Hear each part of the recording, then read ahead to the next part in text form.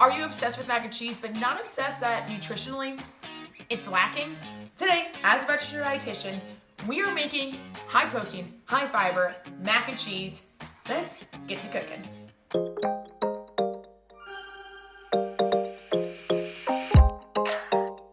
Hey party people, and welcome back to my channel. I am stoked to have you in my kitchen today for a brand new series, but more on that soon. If we haven't met, I'm a registered dietitian with a master's in sports nutrition, and I've been in the nutrition and fitness world for well over 10 years, showing you that eating healthy and living a healthy lifestyle can be fun and easy. Today is no exception. We're doing a new series of me bringing comfort meals to a healthier level. So not only is it gonna have more protein, because I know y'all absolutely love protein-filled meals, but it's also going to have fiber. And protein plus fiber make you full for way longer. Also, protein is good for muscle building and recovery after a workout. Fiber is especially good for you if you want to live longer, because you want to reduce any heart risks, you want to reduce cancer risks, you want to improve your digestion, you want to improve your mood, all of these fun things. Currently, the working title is Building Better Meals with Nicole. If you have a better one, let me know down below. I'm still brainstorming, but I wanted to put this video out before I kind of full title. First things first, grab your pasta, and not just any ordinary pasta. We're making this high fiber, high protein. Grab the Protein Barilla pasta. Could you use chickpea?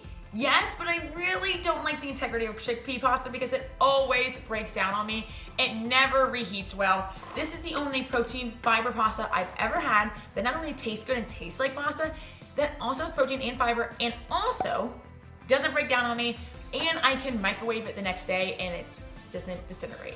2 cups of dry pasta.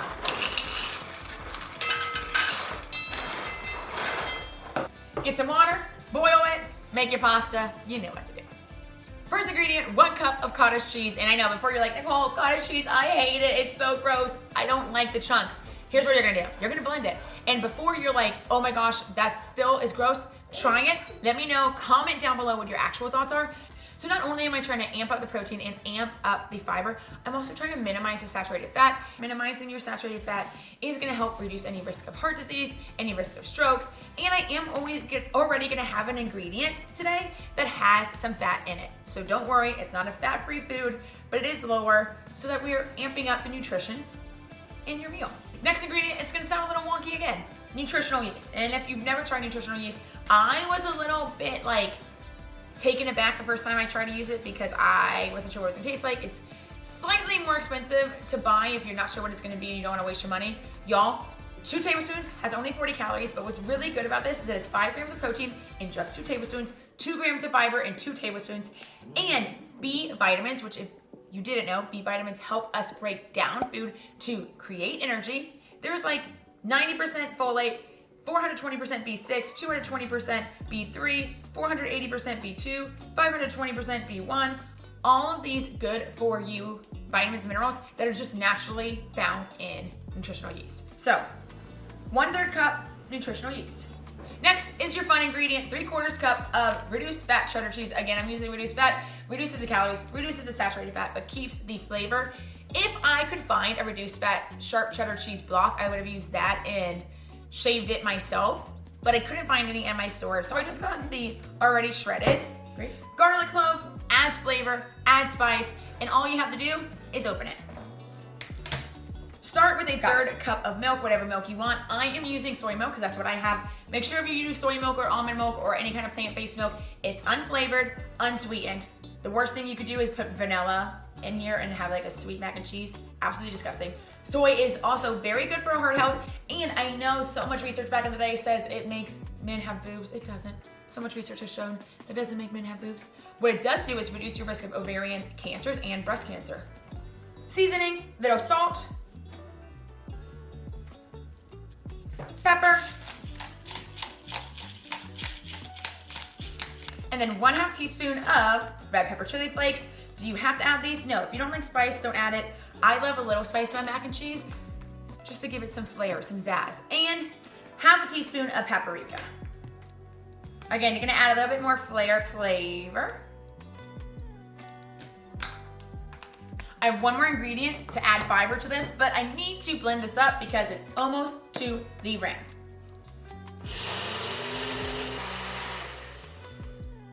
I have 1 cup of rice cauliflower that I defrosted, and I'm gonna plop her in here. 1, it's gonna bulk up the cheese sauce. 2, it is going to add fiber, vitamins, and minerals. Maybe use a bigger blender or just divide it in half and blend again.